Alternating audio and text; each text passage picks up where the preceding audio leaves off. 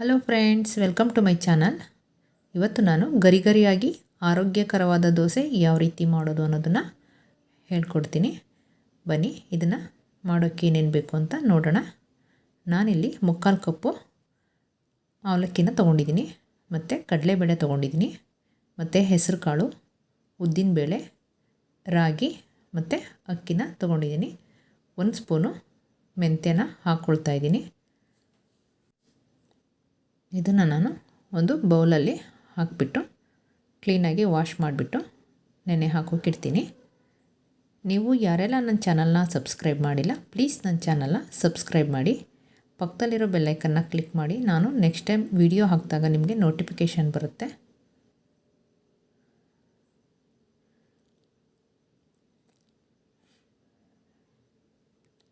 ಇವಾಗ ಇದನ್ನು ವಾಶ್ ಮಾಡಿಬಿಟ್ಟು ಒಂದು 5 ಗಂಟೆ ಟೈಮು ನೆನೆಸಿಡಬೇಕು.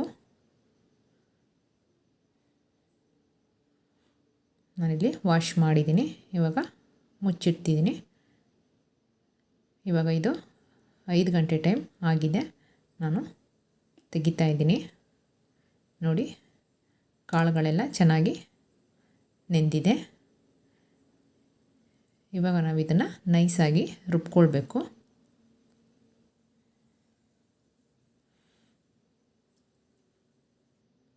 ನೋಡಿ, ಇದನ್ನು ನಾನು ರುಬ್ಬಾಗಿದೆ.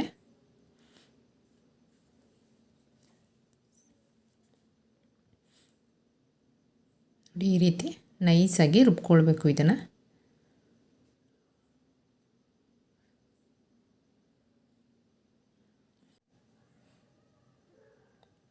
ಇದಕ್ಕೆ ಇವಾಗ ನಾನು ರುಚಿಗೆ ತಕ್ಕಷ್ಟು ಉಪ್ಪನ್ನು ಹಾಕ್ಕೊಳ್ತಾ ಇದ್ದೀನಿ.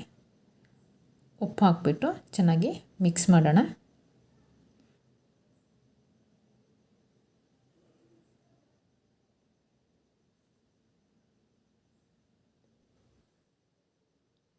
ಇವಾಗ ಇದನ್ನು ಮುಚ್ಚಿ 8 ಗಂಟೆ ಟೈಮು ಇಡಬೇಕು.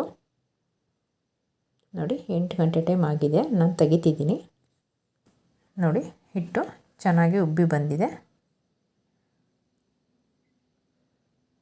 ಇದನ್ನ ಈಗ ನಿಧಾನವಾಗಿ ಮಿಕ್ಸ್ ಮಾಡ್ಕೊಳ್ಬೇಕು.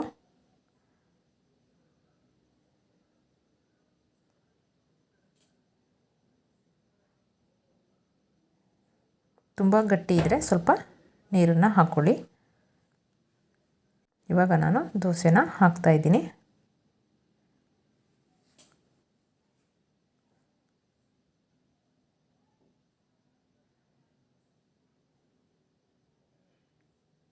ಇದಕ್ಕೆ ಸ್ವಲ್ಪ ಎಣ್ಣೆನ ಹಾಕ್ಕೊಳ್ಳೋಣ.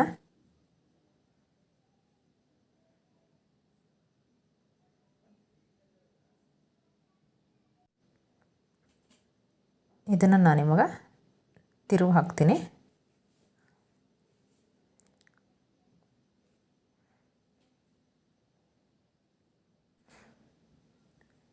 ನೀವು ಚಿಕ್ಕದಾಗಿ ಬೇಕಾದರೂ ಹಾಕ್ಕೊಳ್ಬೋದು, ಇಲ್ಲ ದೊಡ್ಡದಾಗೂ ಕೂಡ ಹಾಕ್ಕೊಳ್ಬೋದು ದೋಸೆನ. ನಾನು ಇನ್ನೊಂದು ದೋಸೆನ ತೆಳುವಾಗಿ ಹಾಕಿ ತೋರಿಸ್ತೀನಿ.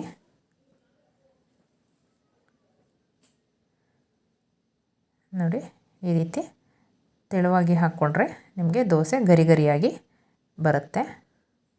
ನೀವು ಈ ರೀತಿ ಕೂಡ ಮಾಡ್ಕೊಳ್ಬೋದು. ಇದಕ್ಕೆ ಸ್ವಲ್ಪ ಎಣ್ಣೆನ ಹಾಕ್ಕೊಳ್ತಾ ಇದ್ದೀನಿ.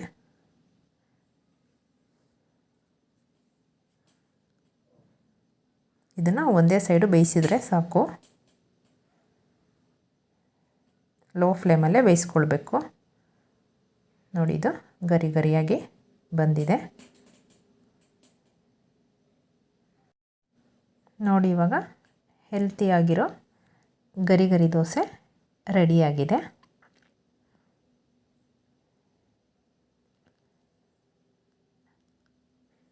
ನಿಮಗೆ ಈ ವಿಡಿಯೋ ಇಷ್ಟ ಆಗಿದ್ದರೆ ಲೈಕ್ ಮಾಡಿ, ಶೇರ್ ಮಾಡಿ, ಕಮೆಂಟ್ ಮಾಡಿ, ನನ್ನ ಚಾನಲ್ನ ಸಬ್ಸ್ಕ್ರೈಬ್ ಮಾಡಿ. Thank you.